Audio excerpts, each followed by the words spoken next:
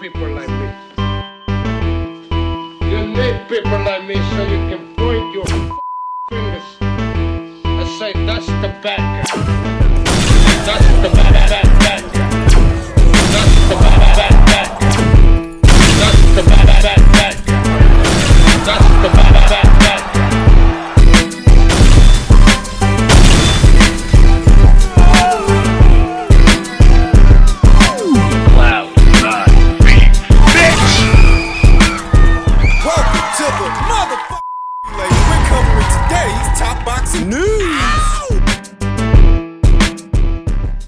Okay, we'll start with this. The World Boxing Council's updated set of rank standings in the women's super lightweight division, where currently there is no WBC champion as a result of Chantel Cameron dropping her full WBC title so soon after being elevated to it in protest for 3-minute rounds. Everybody thinks she really dropped it to avoid Sandy Ryan, who's currently ranked at number 1. I'm surprised that the World Boxing Council didn't elevate Sandy straight away. I guess they weren't planning on Chantel dropping the belt, so now Sandy's at number 1, and Poland's Adriana Jedrzejczyk is ranked at number 2.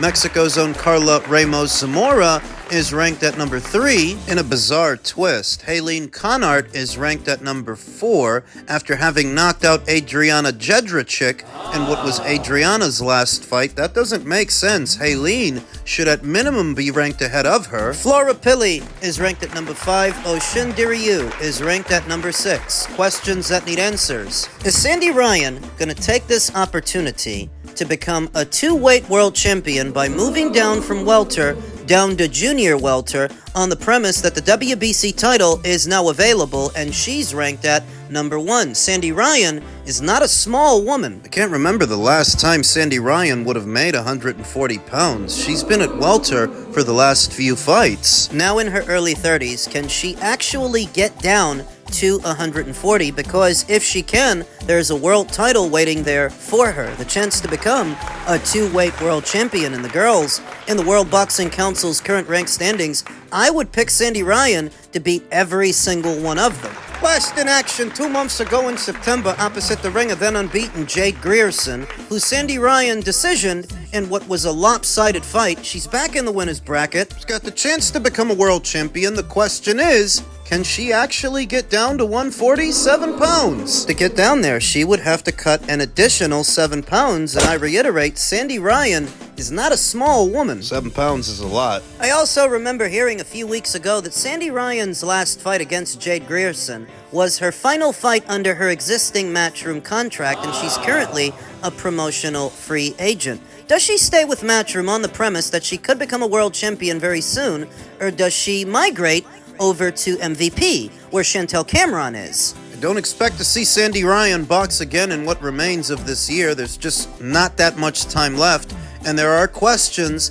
that need answers. The good news is that she is capping off this year off of a win. She's got the chance to become a world champion. She's got some things working for her here at year's end, that 2026 might be a more successful and productive year for the former champion. How did it all come together? There was talk obviously a while back about it, and then they did the Tank fight. You know, there was a lot of discussion about it potentially happening in 2026, early part of 2026. Then the Tank fight fell out, and I think then they were looking at opportunities. Nakisa got onto Eddie about it, and then those discussions started. It all moved very quickly, to be honest with you. They had a number of options they were looking at, of course.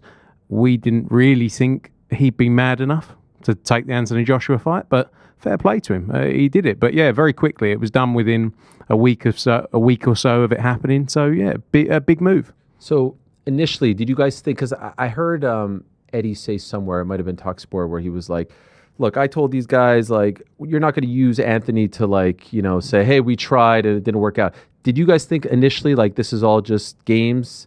Not sure whether it was game. It was just more, was he actually mad enough to do it? You know, it's huge. It's going to be a huge event. But was Jake Paul deluded enough to think it was a good option to get in the ring with Anthony Joshua?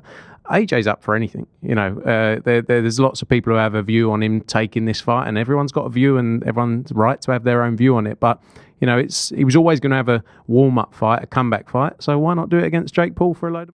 I believe that. The speed at which they were able to put this all together is indicative of the desperation I talked about in my previous video, that after the Gervonta Davis fight collapsed, they were desperate for somebody big, something that would keep Netflix involved, because Netflix ain't gonna pay for just any old fight against any old opponent. Speed gives it away, because things don't normally happen quickly in the sport of boxing, outside of the fights that Turkey El Sheikh puts together by throwing massive sums of cash at them. In a very general sense, things don't happen quickly in boxing, so that if this did, it must be out of desperation. It's because Jake and MVP were desperate. What gave it away? Fighting a 6'6" heavyweight? Jake Paul's got something like 12 or 13 fights. How many of those fights were against an actual boxer, an active boxer?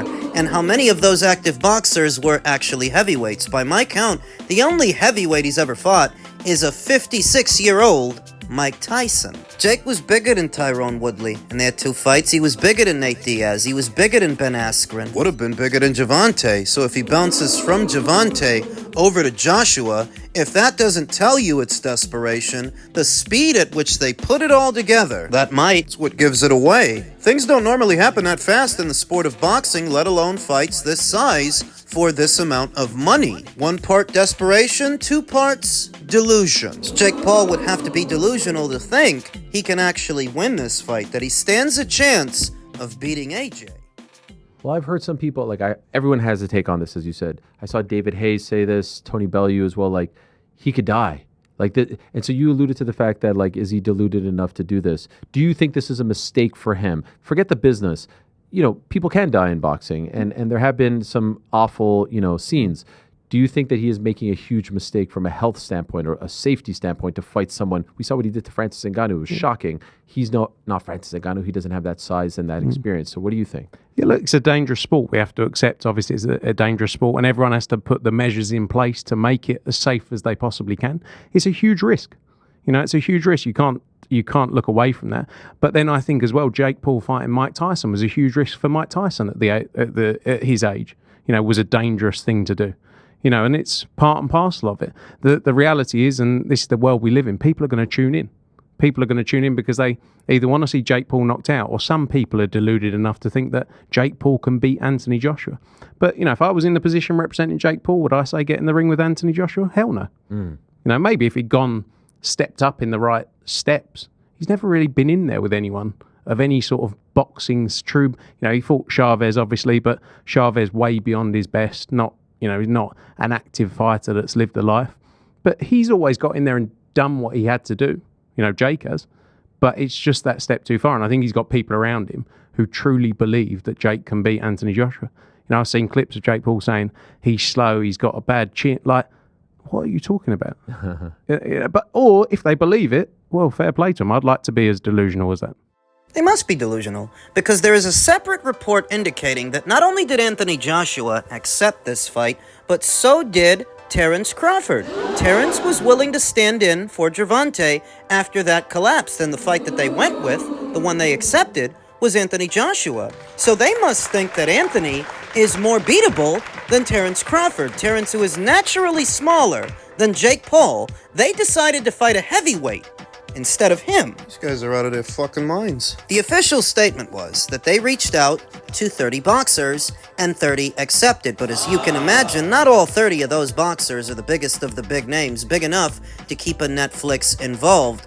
Boiling the big names down to just a few, really just 2. Terence Crawford, who accepted, and Anthony, who accepted. And between them, they decided to go with Anthony because they're deluded enough to think that Jake stands a better chance against Anthony than he does against Terence Crawford. And it really doesn't help when you've got guys like Tyson Fury egging them on, saying he's betting on Jake Paul to chin Anthony Joshua. If this is a delusion, it is a shared delusion. He said he's going to put £1 million on Jake Paul to win the fight. That's what he said. Jake might actually believe in his own mind that this fight is winnable because, well, we have seen Anthony Joshua knocked out before. Knocked out by Andy Ruiz, knocked out more recently by Daniel Dubois. There are those out there who have always viewed Anthony as being more vulnerable than his other heavyweight contemporaries. I mean, even after Deontay Wilder got knocked out, even after he got trounced by Tyson Fury, you still saw people referring to Anthony as the chinny one, the vulnerable one. They still view him that way now, and I think that Jake Paul views him that way, which is why he went ahead and signed his own death warrant. Public perception in tandem with Anthony's recent loss to Daniel Dubois is what might have motivated Jake to actually accept this fight over another. He picked him over Crawford. Crawford's an unbeaten fighter. To Jake Paul, fighter like Crawford's all on the up and up, and perhaps more dangerous than an Anthony Joshua. He tells himself, I can beat that guy. Now, as a result of going with Anthony instead of Terrence, the fight is many more times bigger than it would have been. Terrence, God bless him, has never had the same following and marquee value of an Anthony Joshua. Now, you're bringing an international audience to the table. That's what Anthony brings in. The Brits, the Nigerians. The world, really, because anything this guy does, win, lose, or otherwise, grabs the world's attention. Some people want to see him win, some people want to laugh when he doesn't, but they're all watching. You wouldn't have got the same amount of eyes going with Terrence as you would going with Anthony. Now, in my humble opinion, both Terrence and Anthony can knock out Jake Paul. Oh yes, I would pick Terrence Crawford to knock out Jake Paul. The difference between them is that Anthony's a heavyweight. He can amass more damage with a single punch more quickly than Terrence. Terrence will hit you with a hot one, a quick one that you don't see, puts you down, ref waves it off. Whereas Anthony can break your ribs, he can break your jaw, he can break your face. Oh yeah, I think both Terrence and Anthony can knock out Jake Paul, but Anthony's the one who can seriously hurt him. Anthony's the one who can hospitalize him. Yes, a lot of Americans, especially after the Andy Ruiz fight, they think Anthony Joshua's soft. His debonair good looks might be the reason. Why do ugly niggas think just because they're ugly, they're more tougher than good-looking niggas? I never understood that. Just because you're ugly don't make you a gangster. That don't mean people are scared of you. It's probably like that with not good-looking women, right? They think because they're not good-looking, the first thing they want to do is fight. They can't do anything else. They can't pay your bills. Tell me that's not a part of the reason so many people think Anthony Joshua is soft. It's because he looks more like a model than a pugilist, like a bodybuilder than a boxer. Come on, how many backhanded compliments has Tyson Fury given Anthony Joshua's physique over the years? His appearance, what really reads more like jealousy and a perception that because Anthony's a pretty boy, oh, he's soft. Well, he ain't soft enough that I think Jake Paul can beat him, let's put it that way. And if what motivated Jake Paul to take on this fight is a perception that somehow Anthony's chinny or he's a cream puff, the guys that knocked him out, like Andy Ruiz and Daniel Dubois, are all bigger punchers and more experienced fighters than Jake Paul. Jake, who dropped a decision to Tommy Fury. You know, I really shouldn't have to say that. I feel like that should go without saying, that even if Anthony's been knocked out, it's been by bigger and better punches than a Jake Paul. But this is the era of the dumb and delusional, so by all means, go ahead. You're the one about to get your head bashed, then you're the one's gonna be hospitalized. If this is a real fight, and they're saying it is, you're in real trouble. I give 100% respect to Jake Paul, but that's a dangerous fight for him. He probably gets knocked out, and I'm not trying to be a hater. I'm not saying nothing bad, but Anthony Joshua is Anthony Joshua. You know, he's multiple-time champion, Olympic gold medalist. You know what I mean? The last time somebody stepped in the ring with him that didn't have that much boxing experience was Ngannou, and you've seen what happened to him. Yeah. But big respects to Jake Paul. It's going to be a good card. You know what I mean? It's a big fight. And it's a good fight, man. I give 100% respect to Jake Paul for even taking that fight. David was about to say AJ's good looking. You heard that shit? Yeah, I heard that shit. Freudian slips aside. This thing goes as long as Anthony Joshua wants it to go. Some people speculate that he's going to carry Jake Paul, that he's going to play with his food, but it really goes as long as Anthony wants it to, because what it requires from Jake is something Jake has never had to do. For him to even survive, for him to make it out of the first round. Assuming that Anthony doesn't let him make it out of the first round. What it would require from Jake is something he's never had to do, because in so many of his fights, Jake was the bigger man. In this fight, he'll be the smaller one. You really breaking down his fight? He was noticeably bigger than Nate Diaz or Ben Askren or Tyrone Woodley. He was even bigger than Mike Tyson, noticeably younger too, whereas here, he'd be the noticeably shorter man, which would require him to close the distance on Anthony,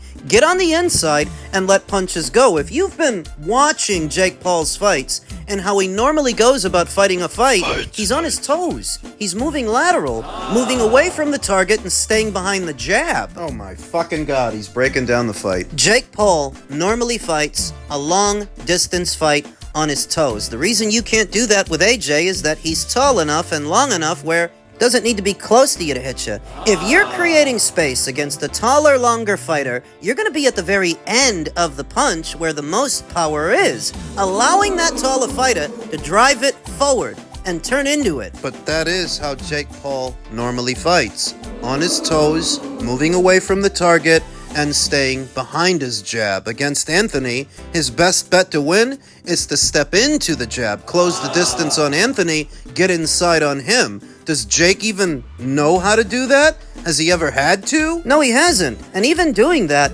is not a fail-safe. But it's his best bet.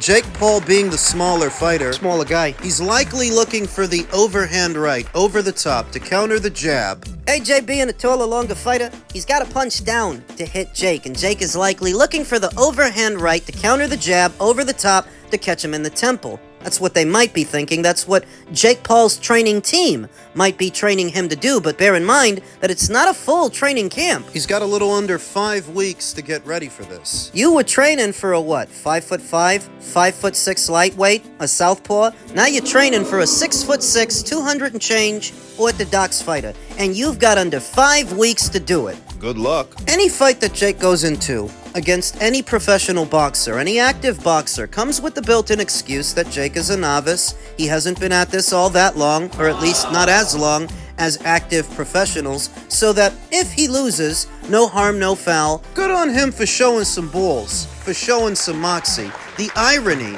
that Jake Paul accepted a fight with AJ, that we're going to see Jake Paul versus AJ before we ever see Wilder versus AJ or Fury versus AJ. The time, the effort, and the money that has gone into trying to put those fights together just for this one to happen before those. Would seem that the universe is not without a sense of humor, and that Jake Paul is not without some cojones. He's got some balls on him. Yeah, he's got a set of balls, but also perception.